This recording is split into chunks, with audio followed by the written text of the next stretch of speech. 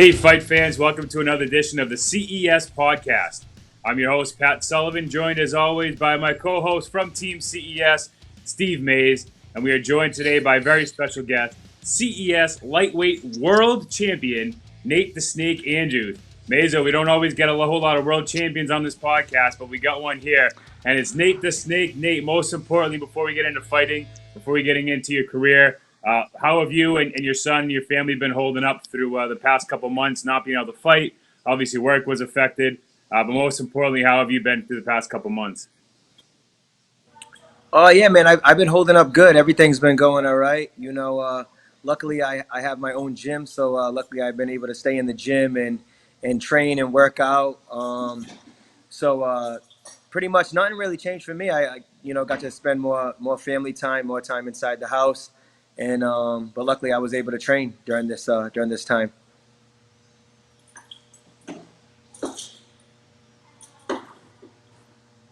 Now, I know you're a guy who's constantly in the gym, training, always looking at that next fight. It must have been really hard for you to wake up every day, go to the gym, and just train with really nothing, no end goal in sight, not knowing when your next fight is, not even knowing when you can even talk about your next fight. I'll talk about the mental challenge of going to the gym without kind of that end goal in sight. Well, at first I wasn't really training. I was just like, well, let's see what's gonna happen with this because I just had got Right. done with a training camp. Um, so I took a week or two off, but then I was like, you know what?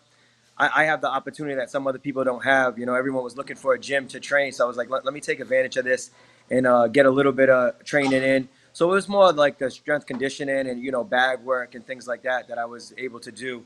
Obviously, I didn't have any training partners to like wrestle or grapple with or spar, but luckily I was able to just get some strength conditioning in and some bag work. And randomly, former champion Louis Felix came by a few times. I got him to throw his gloves on and mess around with him for a little No. bit too. So that was cool. Yeah, he's telling me he's thinking about coming back. So we'll see. We'll see how that goes. Oh man. Oh, Pat, Pat, the only thing that Nate missed was seeing me on Saturday mornings training at Lozon's. That's the real dilemma. I mean, he could do everything else, but Honestly, he can't see this face on honestly, Saturday afternoons. honestly, Steve, you're right, man. I did miss coming by Lozon's, man, because that's where, like, obviously my home gym's Triforce, and I got all my guys there. But man, I miss getting to train with all the, like, the top guys in New England, over at Lozon's. And every time I'm sparring, you're always there in my corner telling me follow with the hook, follow with the hook. So I miss that too, man. I can't wait to get back to that. Well, I think that's everybody. I think everybody feels the same way. CES can't wait to put a show back on, and everybody can't wait to get training with each other again. But it's coming sooner than later. I think as long as we stay patient, we'll be just fine. Yeah. Now we are going to show the fans, and we're going to comment over one of your fights. Actually, the fight when you won the world title against Chris Padilla back in 2018. You fought for CES, I think 15 times. One of the most active fighters in CES history. You did fight a couple times for PFL your last three fights. But talk to us about the experience of being able to fight at Twin River, to fight at home. You did fight once at the Dunkin' Donuts Center, which obviously is still Providence. But talk to the people at home about how the experience of just being able to fight in front of your fans and your family and sleep in your own bed at the night of the weigh-in and stuff like that. I am. That's definitely a big. It was a big change. Traveling. To New York, New Jersey, Las Vegas. I miss fighting at home. Having your fans, having the whole crowd, like what I mean, cheering for you. Because you're pushing a lot of tickets. A lot of your friends, family want to be there to support you. So it's like the atmosphere is like you feel a little more comfortable when you fight at home because you got all that Sure. support. And obviously you guys put on a great show.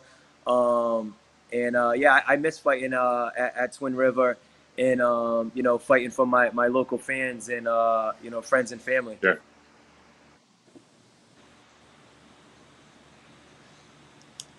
Yep. Now, we are going to, get into this in a second here, but let's get back to your career. because that's most important right now. What we talk about before we get into your fight that we're going to watch.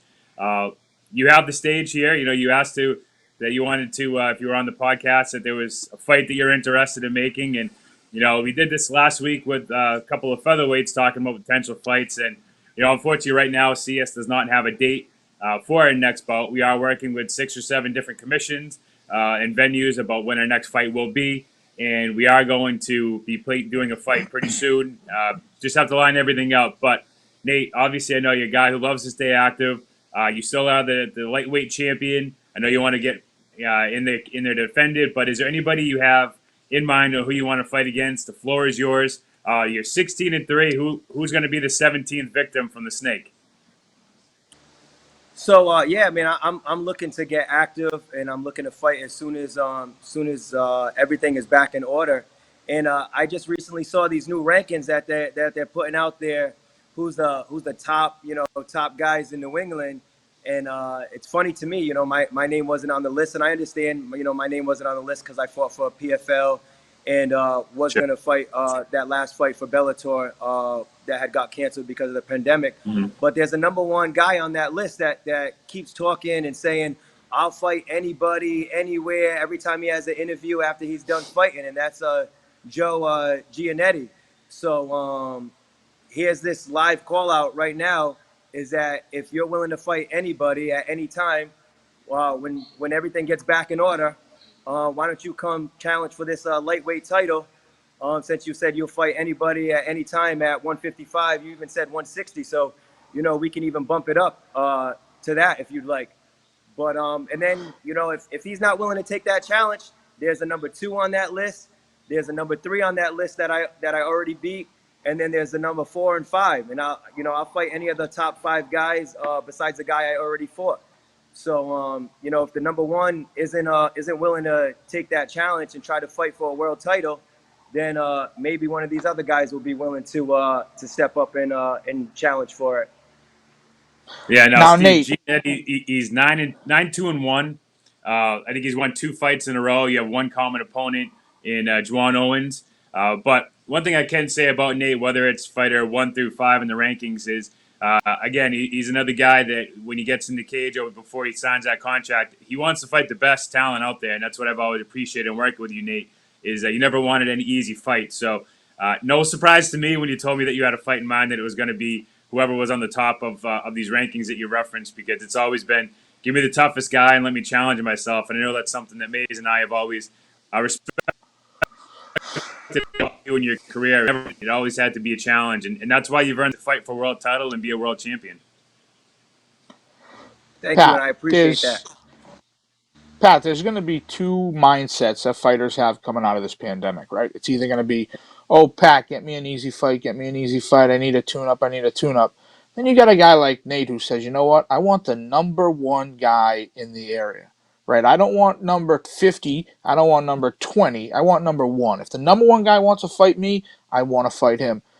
Nate, why is that your attitude? Why do you not want an easy test, right? Tell us why. Listen, at that point in my career, I've already proved that I'll fight. I'll fight. You know what I mean? The top guys, and I'm at the age where I'm. You know what I mean? I'm just trying to fight, and I want to fight the best guys that I can, and prove who I am over and over and over again. And at the end of the day, if I'm not fighting the top guys, you know what I mean? What am I doing this for? You know what I mean?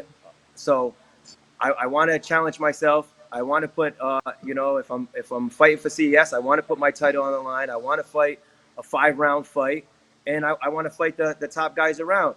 And Giannetti, he's a tough kid, and he has a great record, and he's gonna come to fight. He's not gonna come to try to lay on me and lay and pray and wait for the clock to go down and win a boring decision.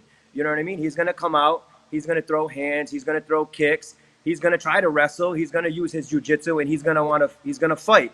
You know what I mean? He's not gonna come out there and think about like, hey, let me try to hold this guy down for 2 rounds or 3 rounds and win a boring ass decision. So I want a guy that's gonna come out there and come in, and he's proved that he's gonna come out and fight. So he's been not to say running his mouth, but he's been saying, standing behind, you know what I mean, his own confidence, and Sure. thinking, I'll fight anybody at any time in that division. So if that's what he really thinks and really believes and feels, then I think he should want to challenge for the title. His whole thing is Yep. to make it back to the UFC.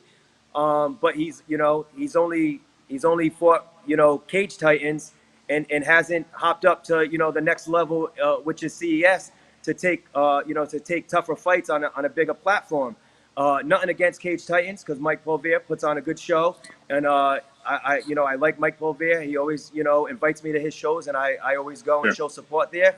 But at the end of the day, there's a huge difference between cage titans and CES. And if his goal is to make it back to the UFC, then he should be fighting, for a world title to prove to the UFC, like, hey, Right. I just fought for CES. I just won their world title.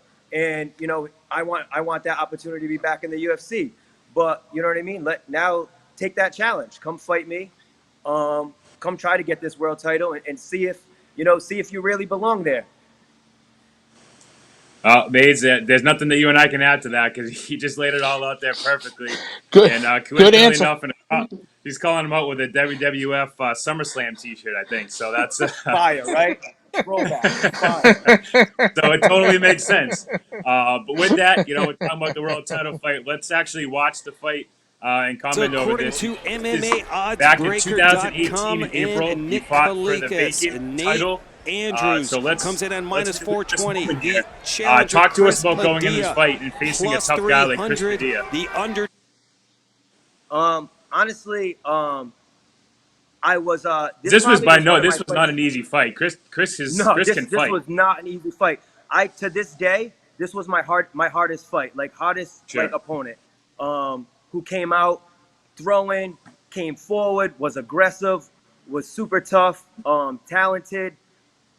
This was definitely my one fight that I came out with banged up, bruised up, and was hurting for a few days. He was a tough opponent. I actually was a little nervous for this fight because it was my first fight for a title. It was a 5-rounder, but I came out and I actually went. I didn't go with my game plan, which was supposed to use my distance and move. I kind of came out and was like, screw it, and Yeah. started brawling in this fight. This was one of this fight. I was like, all right, no more brawling. Let's get back to the keeping my distance and picking people apart from the outside. But this was a tough fight. I took some big shots. Yep. This kid was really tough. Mays, what do you see about Padilla here? He seems like he came out real aggressive and trying to set the tone. Really, you're not fighting the center. So a guy like Nate has hit this kid, I don't know, 6, 7 times clean with knees and everything like that. This kid has not taken a step back in 2 minutes. Has not taken one step back in 2 minutes. And I've seen Nate hurt a lot of guys when he hits them with that straight left hand and when he hits them with that knee. Not only do they go backwards, but they go down. This kid has not taken a step back. He's even got to himself to mount. I mean, he got Nate on the ground. He got himself to mount, and he's got Nate in a bad spot after getting hit with probably 6 or 7 clean, straight left hands, knees, and everything else. And then that just goes to, how good of a fighter Nate is. He stayed calm, he stayed relaxed, and he knew he had to work off his back and eventually gets to a better spot.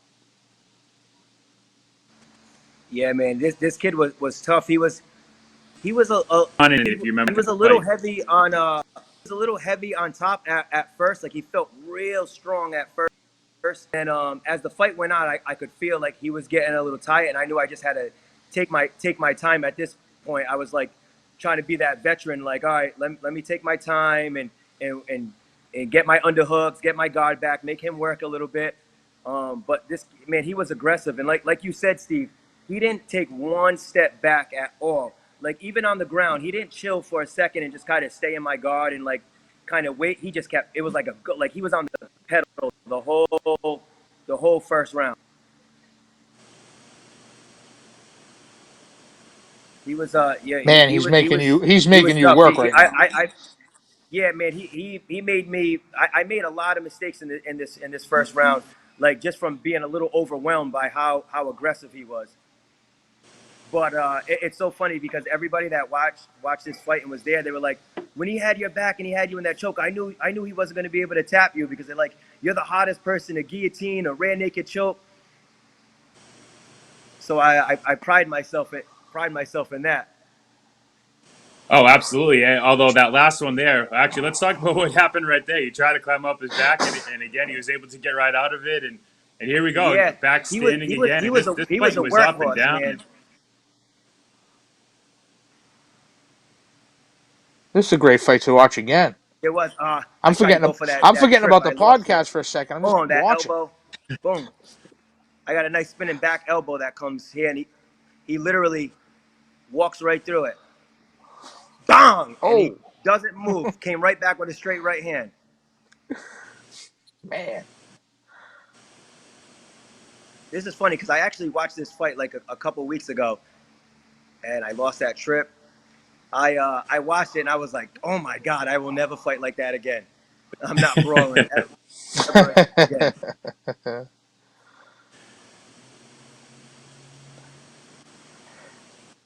So we're getting close to the end of the first round, and I don't know if you remember exactly what you were thinking at the time or what your corners had said because obviously you're in the heat of the moment. But when you go back to your corner in 30 seconds and you sit down, what is Vic and what are these guys saying to you? Like what was the talk? So Coach Vic was saying keep it standing. He was saying I was picking them apart from the outside, but to make sure I'm getting my hands back up because I was getting a little sloppy. I was throwing them, but I was only getting them back up to like my shoulder. I was getting them right back up, and he was every time I hit him, he came right back with something. So they were like, get your hands back up. And Coach Pete is just Coach Pete is so calm. They come in there and we try to keep it like really simple during the corner, like three things.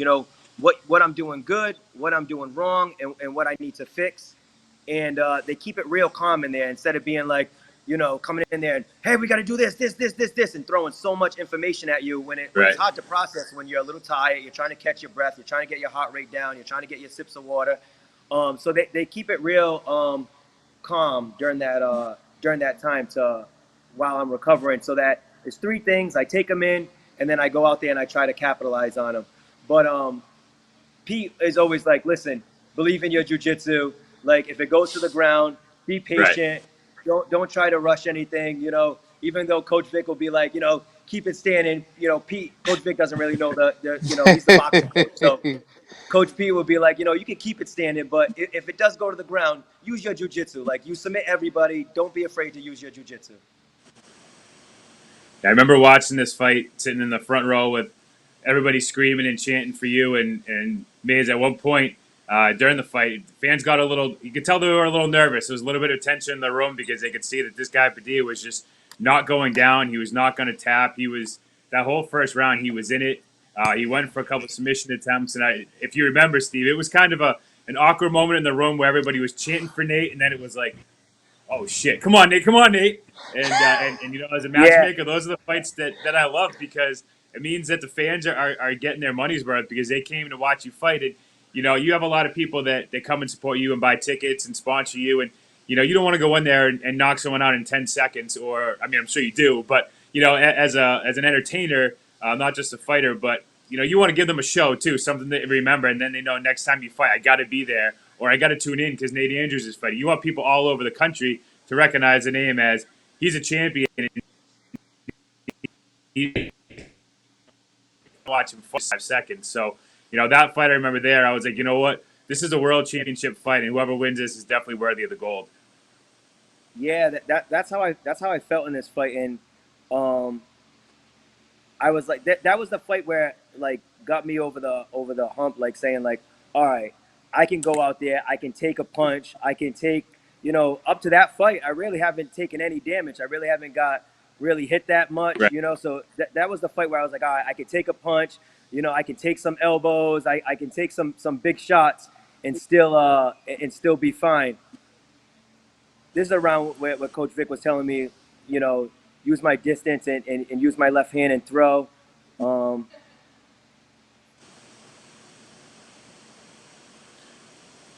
Now, Steve, we know what was going on What do you see? Well, first of all, if I was going to game plan against Nate, I would not stay at his distance because, as you can see, every time they're on the outside, and again, I've seen it live and in person, he will pick you apart with his left hand and his kicks, and his right hook. He's very dangerous from the outside. I would do exactly what this kid is doing because it's the only shot he has. He's got to smother him. He's got to make it an ugly fight, and that's what I would be telling him in the corner. But what I you had like a little can't, what you fireman's not, carry right there.